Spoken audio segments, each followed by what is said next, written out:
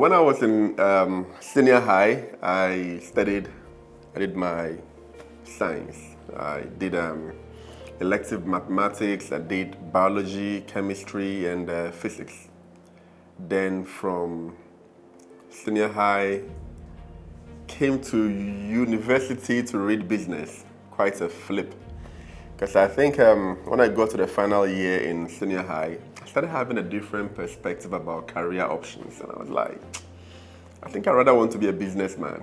So I made that switch at the end of senior high and then ended up doing business in uni. From there, here I am. I knew I had to become successful. I knew I had to become successful because I'm somebody that I think I watched my dad, right, and I picked a few things from him. My dad was someone that anytime he had financial issues, he was very unapproachable. Every time my dad had financial issues, it was like the anger was coming to us. Sometimes I look at him like, hey, man, what have we done to you, But yeah, so I just looked at my dad and I thought, wait, sometimes they say the fruit doesn't fall far from the tree, right? So I made a vow to myself that I'm not going to grow up, have financial challenges unreasonably, and end up putting the anger on my children one day who are not responsible for it. So I always looked at my dad and said, nah, this man, I don't know whether I'll become like him or not. So I have to make sure that I put things in place. I mean, you won't have all the money in the world, but you should be able to have a good plan. So I don't come and put my frustrations on my family one day. But that was it. And I just knew that I had a lot of talent growing up. I was able to create a lot of things with my hand. I had a different talent. So I knew somehow that God cannot give me all this talent and me not putting them to good use. So I was quite confident in myself at that stage. I remember one time I got to work and then the general manager called me to his office and he was like, hey, Anthony, you know what? We have a lounge at the airport. It's a new lounge and I want you to be the one to start that department. I was really happy about it because my office was a bit toxic for me.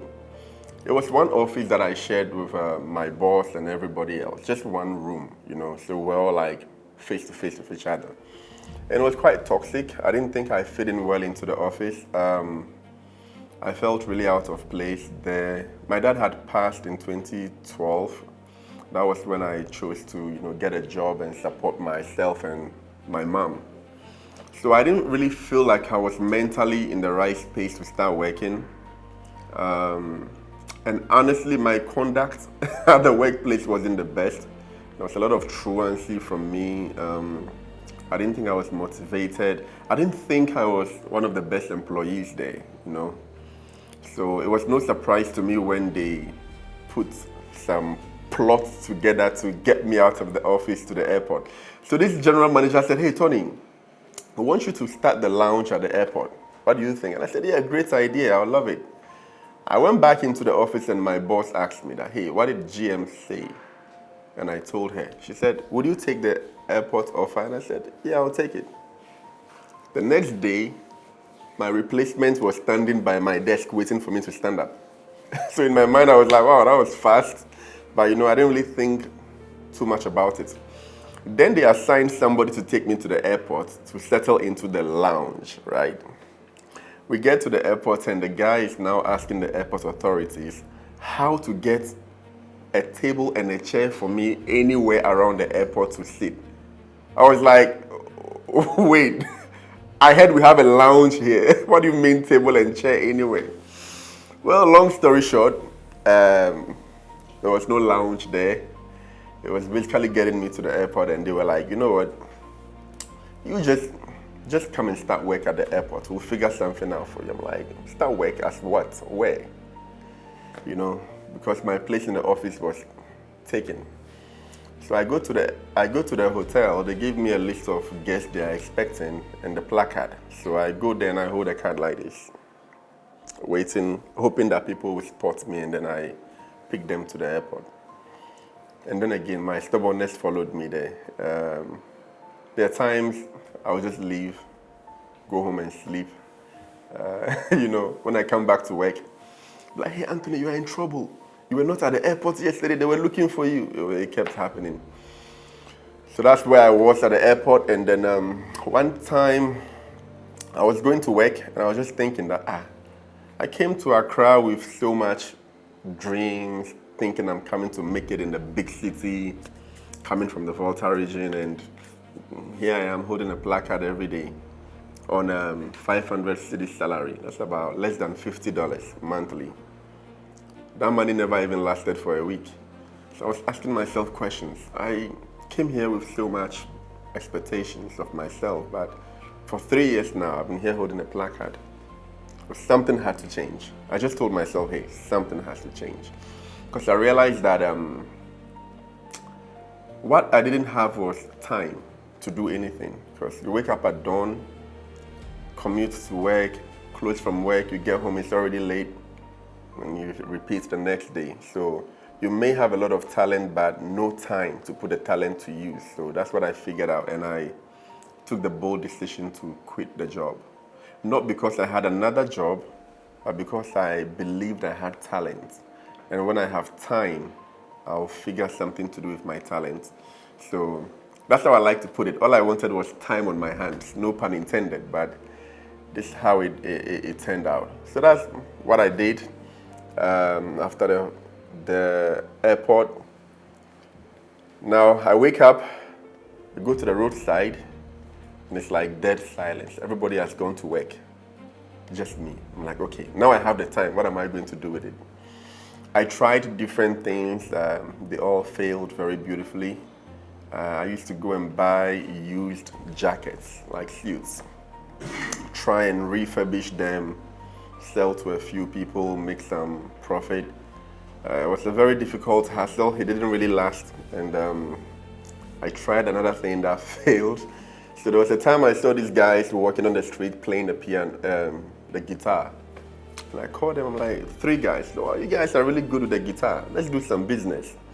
So basically, I go on Facebook, and when I see somebody's birthday around the corner, I go onto the person's page, and I identify his closest friends based on engagement.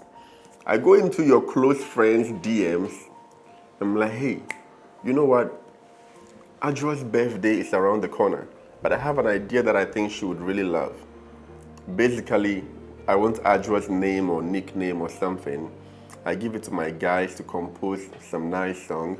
When Adjo is at work having lunch, we pull a surprise on her with the guitar and candles and birthday cake and whatever. And we tried it for one person, it went really well.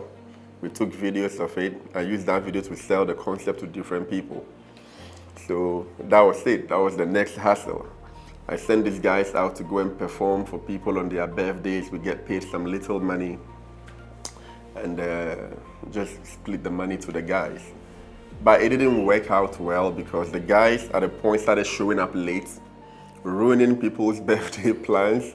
On top of that, I think they wanted to become like musicians that will be performing at nightclubs or whatever, not what I was doing with them. So I felt like our plans were not really aligned, and they started showing up late, not showing up at all, and that just fell off. And then one day I just walked into a shop to buy a watch in 2015. I never liked watches. I didn't know what watches even were at all. I never had a watch. 2015, I walked into a shop to buy a watch with my 50 cedis. That's about $5. And the watch was like 300 or 400 cedis. And in my mind, I'm like, why is a watch so expensive? So I left and I went on social media, saw somebody selling a watch for 50 cedis, and I called him and I bought the watch. So I just bought the watch, took a picture of it. And when I posted the picture, somebody said, oh, very nice watch. Are you selling it? And I said, yeah. The guy came and bought the watch and I made some profit. Then I was like, wait, I just made some profit. What if I sell 2? What if I sell 3? And I called a supplier back and I bought 2 of the watches, sold the 2, bought 3, sold 3, bought. Then I started selling watches. So that's how I ended up here. What would I have done differently if I could go back in terms of my educational background? It's a very, very good question that I like because I think there's something really flawed in our educational system. I don't know if it's just Ghana or in entire Africa. I feel like we had been raised to memorize, to pass exams. Because what I realized growing up about creative people is that a lot of creative people don't have good memory. Because they're thinking about a lot of things at the same time. They are, and you have no chance of success in the African education system without good memory. Because it's not about, they're not asking you questions to see how you think. They're asking you questions to see if you remember what they said in class. And if you don't have good memory, you are in trouble. Which doesn't mean you are not intelligent. So I had not been such a great fan of our outdated education system. And I think it does need a reform. Because sometimes I ask myself, how did I end up reading science in senior high? Was it my choice? I don't even think it was my choice because some way, somehow, we have this cliche mindset that, if the guy is intelligent, let him read science. If the lady is intelligent, let her read science. If the person is not intelligent, send her or him to visual arts.